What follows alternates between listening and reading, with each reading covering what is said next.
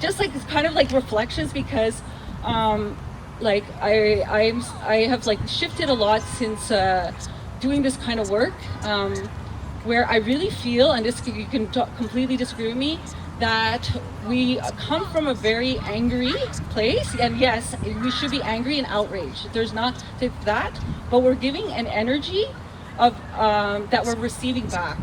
And I feel like one of the things that we're not is compassionate within ourselves, between each other, and also compassionate to people who are they're not aware yet. Like there's an awareness that they haven't reached. And this will be in Black communities and Indigenous communities and racialized and queer communities who support the police, who live within that false safety, that delusion of false safety. So how do we change those views without people feeling like shame or marginalized or not being able to access these kinds of spaces? So that's, I guess, that's like kind of like how I'm opening it. We can talk more, or if Ted has questions, or if people have questions or thoughts. Yeah. Thanks, Jess. So I'll take the opportunity to just ask each of them one question, and then we'll open it up. And so one thing that struck me, Jess, about what you said is just this focus on harm and how the people who harm have generally been harmed themselves. And I think it's really important that we dwell on that, because the movement to defund and abolish the police isn't just an anti-police movement. It's an anti-harm movement. It's an anti-violence movement that takes as its starting premise that the police are a terrible solution to violence and to harm. They also do a bunch of things that are completely irrelevant. They could just be stopped, but sometimes they're responding to real problems, real violence, and they're doing so in a way that doesn't address the problem.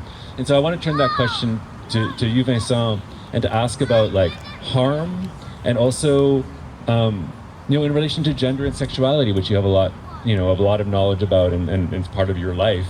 So maybe you can talk a little bit more about stopping harm, and how that relates to people depending on their gender and sexual identity. Yeah, absolutely. Thank you for that. So I think, as I mentioned, queerness and trans identity are like a large portion of my work, and I think it's really important to. So I would like to give you a bit of a citation, if you can call it that, because I don't remember the exact numbers, but it's somewhere along the lines, from a recent report. So after the police murder of George Floyd in 2020 in Halifax, they decided to have some sort of board decision to defund a question about defunding the police, and they were asked to write a report.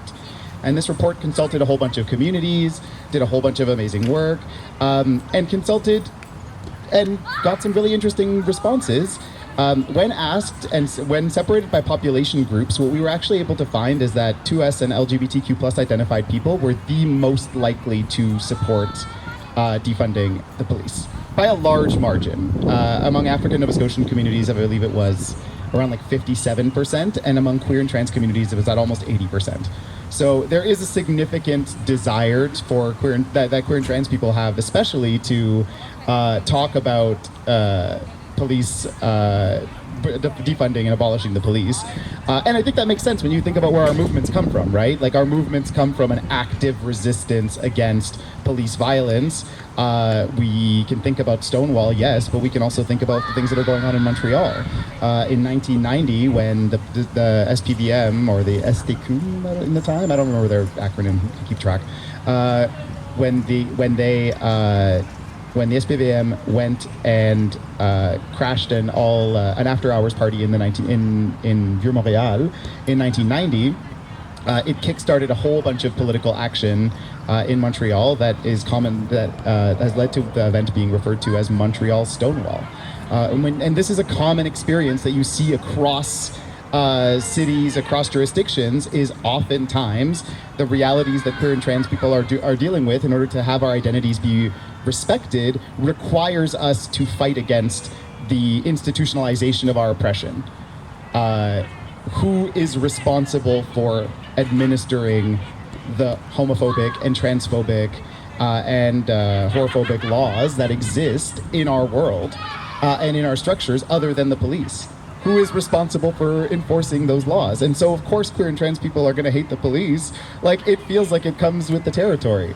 Unfortunately, our movements have been really co-opted by a largely white, largely cis, largely gay men experience, which has decided that being able to get married is the most important priority. But I would remind folks that trans and non-binary folks are facing a significant amount of violence in this political climate right now, in this jurisdiction, in Quebec, on a federal level, in various provinces across Canada. There are increased threats towards gender variance in a whole bunch of ways. And if we're talking about what it means for our movements to be actually anti-oppressive and to take that Black feminist lens that I was mentioning earlier, we need to also take into account that, like, queer and trans, like, we need, like, to actively center the fights of queer and trans people in these movements, because this has always been our movement. Like, we've been fighting, and we're going to continue to fight. And I guess the question is, when we do this, how are we going to ensure that we're all on the same page, and that we're ensuring that myself as a queer person, when I show up to a mobilizing space and I might hear someone who maybe doesn't have the right terminology, use an incorrect pronoun, or use, I don't know, like misgender me, or say something problematic, like, how can we continue to move past that and build networks of solidarity? So I'm thinking a lot about these questions and all of these things, and I don't have the answers, and I'm very excited to just add that to the pile of things I've been throwing at you pour un peu alimenter la discussion. Amazing. And so I'll just turn it back to Jess one more time, and then open it up. Just on that theme of thinking through gender and sexuality, you know, I've learned a lot from you in thinking about violence against Indigenous women. So maybe that's a starting place to think about how gender and patriarchy intertwines with settler colonialism and white supremacy when it comes to the police. And if you want to start there and take it wherever you want to go. I guess I could just speak from my experience working with, I mean, as someone who has survived like domestic violence, like someone who has had violence in my own life, and having worked with many Indigenous women who were in violent relationship, also working with Indigenous men who were in violent relationships, Indigenous queer men that were in violent relationships, how there's such a misconception about domestic violence, and how it really can be anyone who can experience that. But of course, when you're experiencing racism and poverty and intergenerational trauma, it really can increase the risk for violence. And how people just have a non-understanding that often when you are in a situation of like conjugal violence, domestic violence, it leads you to be violent, right? Like, that's something that victims will be violent when they're experiencing violence. And how that is used, especially when there's a race dynamic, like if you are Black, if you're a Black man, or if you're an Indigenous woman with a white man, the police, those will completely, whether they treat you as a victim or as an aggressor. Is that like, so I just think that there's just so much education that needs to be done, and it's just like so taboo. Like, I worked at a clinic for CLSC, was in NDG, and I did intake, and I was the person who used to receive the faxes from the police when the police were called, and the police have to show up at a couple's place. They would have to be like kind of get like mandatory for the woman, mandatory, it's kind of like messed up. Counseling, so I had to call them to do, and it was just it was always very, very like, I was young at the time when it was like one of my first jobs when I was working in the field, and I was like, this really doesn't make much sense, because like sometimes he would answer the phone, and then I would be like, oh, can we talk? And so just me calling put the woman more at risk. And also it was often like women who might have like new immigrants who came here, really situations that were really difficult, where they were just worried about now losing an income, now that he couldn't have any kind of contact with his partner, and they might have children, and the children want to see it. So it was just like a way that we're just like, us as a system, we're talking defunding the police. I'm like, defund like the system too. Like, social work is like a horrible profession, and I'm a social worker, so I can tell you that the amount of harm and social surveillance that we do. And this is what it was. It was like, I'm going to call from the clinic and tell this woman that she needs to come and do counseling. And there's no services for him too. I'm like, what about him? Like, it sounds like he would need like some help. Oh no, we can't serve him. So basically we have someone with like, who can't control their anger or who's dealing with a variety of different things. And we're not in any way supporting him to get some kind of help or supporting, and her, she's just like terrified. We just terrified her because she's like, I have to go meet this person.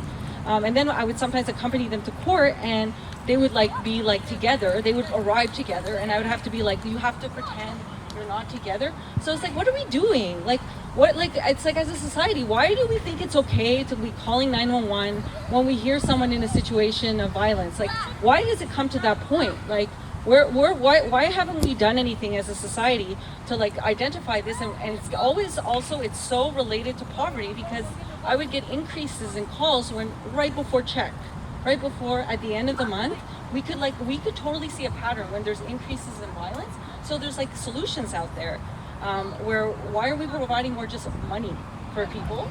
Like straight up like money, if you're like, and something so that or why are we like telling men or the person, the aggressor, not only men, but in the majority of the cases is cis men, who, why aren't they going to a shelter? Like, they can go and try to get some help there. Maybe we don't, like, why are we like moving women with their children? And it's like, I'm participating in this system. I'm like a worker here. And so I asked myself these questions because I had to get out of it. Like, I'm gonna be very honest, like I worked for a long time, and now that I work in an institution, like an education now, which is different and it has its own set of problems. But I'm like, when are we gonna like step back and say what we're doing within our movements? And then it's like, nobody wants to say that, oh, we're not gonna support, like, I'm not saying don't support shelters and so forth, because they're dealing with the immediate need. Like when you're hungry, having a meal is important, right? Like there's nobody, they're in emergency, they're reacting. But how can we like change those structures and look like to defund? When I think defund is to recreate something, you know, like not the same thing that isn't working. It's like we need to take a step back at all these systems: education, healthcare, social services. We need to step back and like see how can we relook at all this, because there's a lot of things that are really wrong with it. So yeah.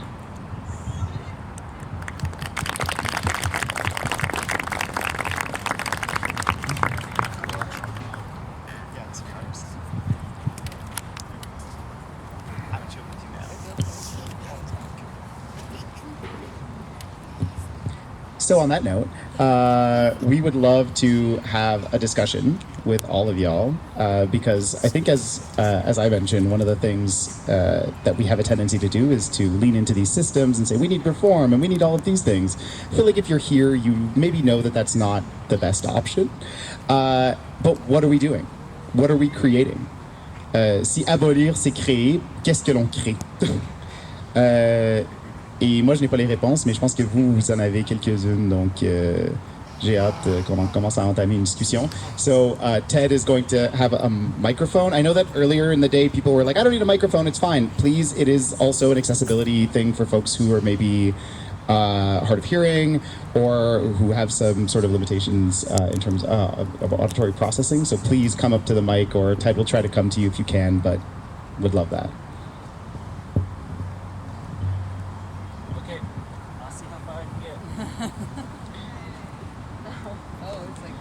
Oh, it's one of those. Oh, yeah.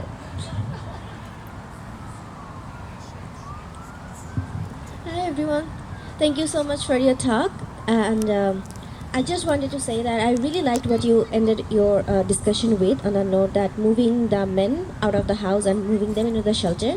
And maybe also because I am working with a mental health facilitation and just trying to understand and normalizing mental health issues, just like not on a personal level but on a societal level, where everyone can be like raised in such a way that you do not need to go on therapy in personal levels, you know. And maybe it's just because I'm also working with people like for a long time on a personal it's a very small online service. I talk to people whoever is in need, and I see this pattern that a lot of men also want help, need help, but they are just not able to like ask about it.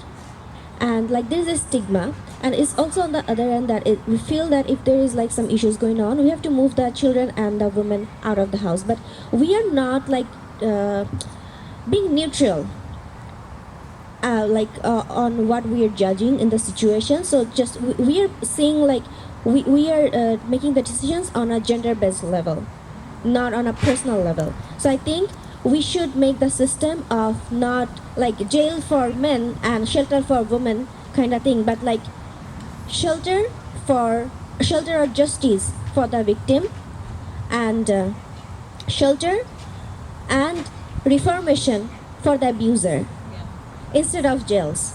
Yeah, no, 100%. Because when we put the aggressors in prison, we just increase the risk of a woman getting murdered, like Well, in and out of the exactly. system, because you're recreating a trauma.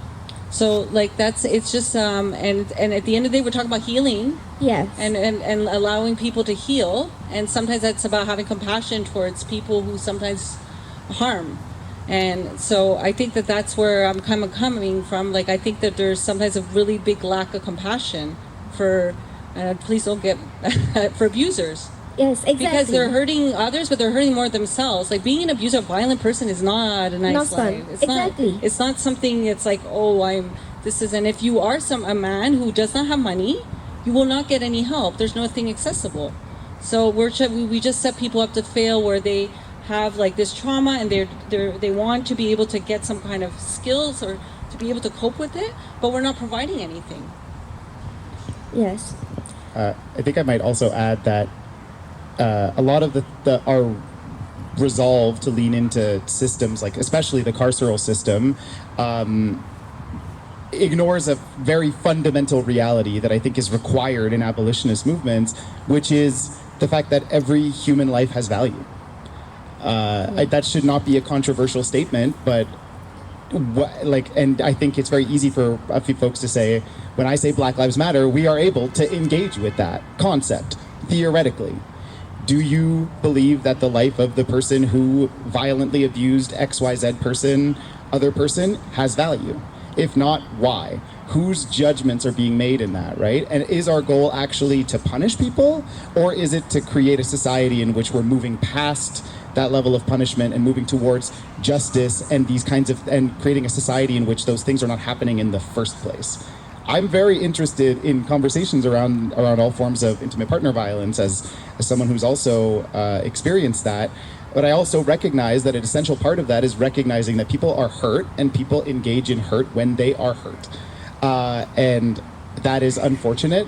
And it's very difficult to make a society in which, and it's very difficult to engage in a conversation. And I think this is the really hard part about a lot of the abolitionist or defund work around saying like, hey, I think that person who abused X number of people has a right to access repair services that are going to make it so that they don't do this again, right? And unfortunately, in our society, that is a bit of an uphill battle. So I guess I'm reflecting a lot on that. But I appreciate a lot of the reflections, and I especially like when you said that the dynamic is only based on our perception of gender, and the whole system is structured around that. And I think that's it's a necessity, especially for queer activists and trans activists, to undo that work as well, and to undo that idea of the female victim, the male aggressor in this way, so that we can actually address all of the people who are perpetrating and who are living situations of intimate partner violence.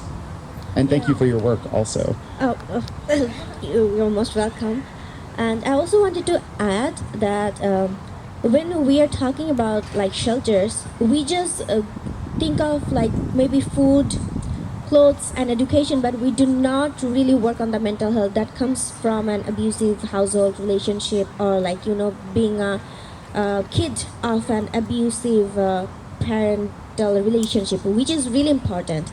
And also the abuser, we really need to understand why that abuser is abusing someone the way they are, so that we can understand them better, and maybe not just putting them into jail, but putting them into the rehabilitation center for understanding themselves, and trying to see if we can make them a better person by providing help before just totally reaching out for the law. And I think there is one thing where it comes to the defunding police, because we are giving the police the power to just like just like ambush someone, or like just like just get them like grounded on the fact that whatever they have done, but not taking the account of all the